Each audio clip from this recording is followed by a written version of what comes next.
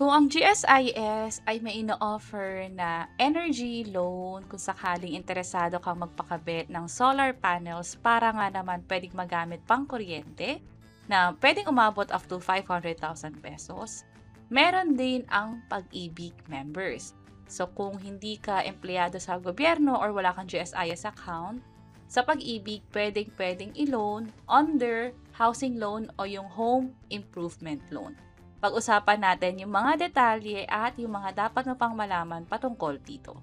By the way, kung first time mo sa channel na to and gusto mo pa ng mga online tutorial videos katulad nito, please click the subscribe button.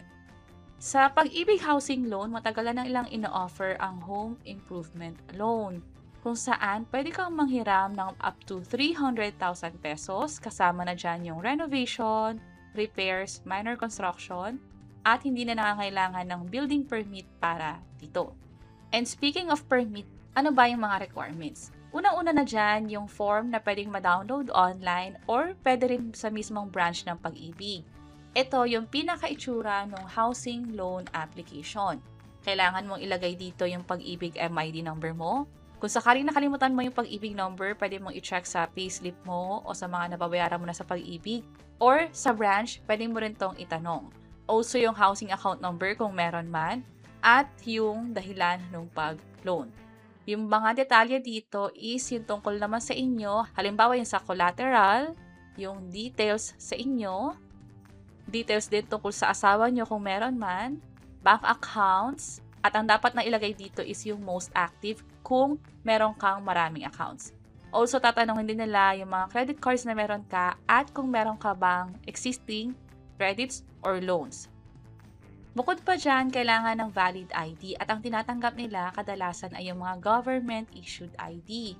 Tandaan na for housing-related transaction kasama na yung sa home improvement, may mga valid ID na hindi sila tinatanggap, katulad ng barangay certification or barangay ID, maging yung mga company ID na na-issue ng pribadong kumpanya or institution na registered or regulated ng Bangko Sentral ng Pilipinas, ng SEC, or ng Insurance Commission.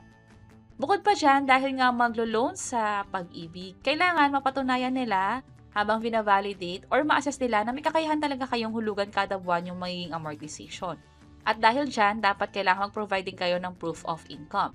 For locally employed, ibig sabihin nagkatrabaho, kailangan ng Certificate of Employment, pwede itong hingin sa HR. Tandaan lang na dapat nakalagay doon yung gross monthly income, katulad ng sabi natin, doon ma-assess ng Pag-ibig officer kung may kakayahan ba kayo magbayad kada buwan.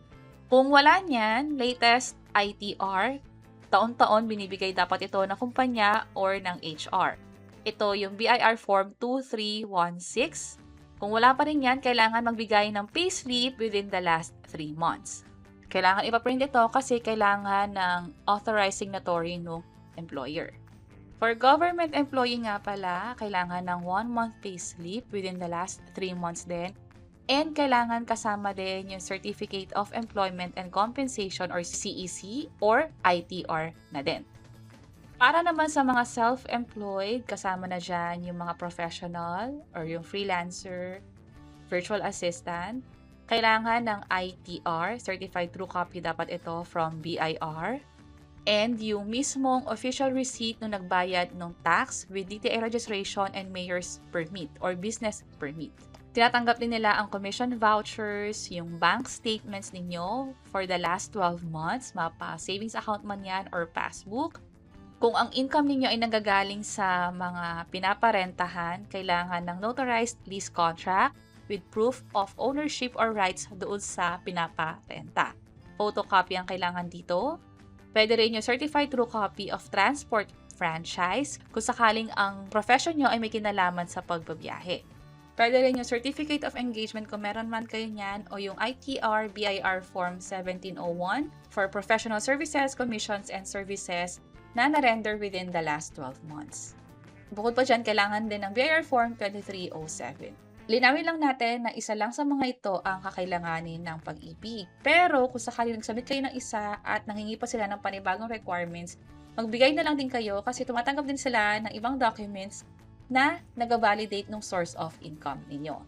For OFW, ang kailangan naman is yung employment contract na certified ng POEA within the past 12 months, Certificate of Employment and Compensation din, or yung iba pang proof of income katulad ng payslip, yung OWA membership certificate, overseas employment certificate, passport with working visa, residence card or permit, at bank remittance record na din. So, yun yung sa proof of income. Bukod pa dyan, kailangan din magpagawa ng deed of negative pledge with promissory note. Ipaprovide nyo rin yung kopya ng updated amilyar na binayad ninyo or real estate tax receipt. Kailangan din picturean yung exterior ng bahay, vicinity map or sketch of the location of the property showing yung landmarks. Pwede gumamit ng Google Map para dito. At kung sakaling may iba pang requirements na hihingi ng pag-ibig officer, i-provide na lang din, which is malalaman nyo kapag nag-submit na kayo ng mga initial requirements nila.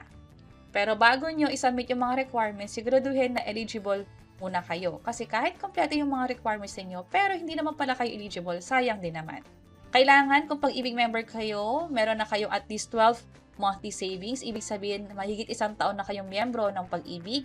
At sa kabuuan nun, meron na kayong 12 hulog.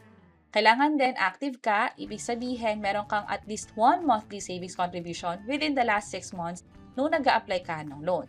At regarding sa age, kailangan din i-consider kung mababayaran mo ba siya sa sapat na panahon. Dapat pag natapos yung loan term ay hindi ka aabot or hindi ka lalagpas sa pagiging 70 years old. So, pwede mong i-assess kung halimbawa 40 years old ka na, ang pwede mong i-consider na pagbayad o yung term is maybe 20 years, basta hindi aabot sa pagiging 70 years old or may kakayahan kang magbayad bago ka mag-retire. Tandaan din kayo sa pag-background check, employment check, so pag-ibig officer na yung pinakabahala dyan, and manggagaling din yan sa mga requirements na isasubmit mo sa kanila. Kailangan din wala kang pananagutan or arrears sa pag-ibig loan mo. Also, kung sakaling meron kang pag-ibig housing account na na-foreclose, na-cancel, or voluntary surrendered, hindi ka na rin eligible para dito. And finally, dapat pagmamay-ari mo yung property na gusto mong ipa-improve and dapat walang kahit anong legal claims, pagkakautang o restrictions para doon sa renovation na gusto mong gawin. So, kung eligible ka na, may mga requirements ka na, ready ka nang mag-apply ng home improvement loan dito sa Pag-ibig, pwede nang mag-submit. Pwedeng pumunta sa pinakamalapit na branch ng Pag-ibig, magbabayad ng 1,000 pesos para sa processing fee, at kukumpletuhin yung verification process. Kailangan dito ng personal appearance. And lastly, kapag na-approve na, hintayin na lang yung schedule for document signing at kung kailan din matatanggap yung pera. Tandaan na itong proseso na sinabi natin ay para sa mga mag-a-apply sa Pag-ibig branch mismo. Meron din kasing option na pwedeng mag-apply online. Kung saan pag kinlik mo tong apply now, dadaling ka dito sa website ng pag-ibigfundservices.com and then apply for housing loan. Ito yung mga requirements na napag-usapan natin kanina. Pero bukod sa requirements, yung valid ID with signature, kakailanganin yan at nung selfie mo na din. Para lang ma-ensure na ikaw talaga yung naglo-loan, dapat malinaw din pagkakakuha na babasa or readable yung ID na hawak. Click nyo lang itong proceed. Oops, check lang natin to. Proceed. And then, piliin lang dito yung home improvement at ilagay dito yung Pag-ibig ID number ninyo. Halimbawa, ito yung Pag-ibig MID number. Click verify. At magkakaroon kayo ng error just in case na hindi pala kayo eligible at malalaman nyo rin naman siya dito. Pero kung wala naman kayong error, pwede na mag-proceed sa next step sa pag-fill out ng form, sa pag-upload ng mga documents hanggang sa pag-submit ito online. At yun yung mga dapat nating malaman patungkol dito para nga pala sa interest na ina-apply nila, pwede nyong i-check sa mismong website ng Pag-ibig yung updated na interest. Sa ngayon kasi, nag-offer sila ng pinakamababa na 3% per year para sa subsidized rate. At dahil ito ay home improvement, ang term lang nito ay nasa 5 years.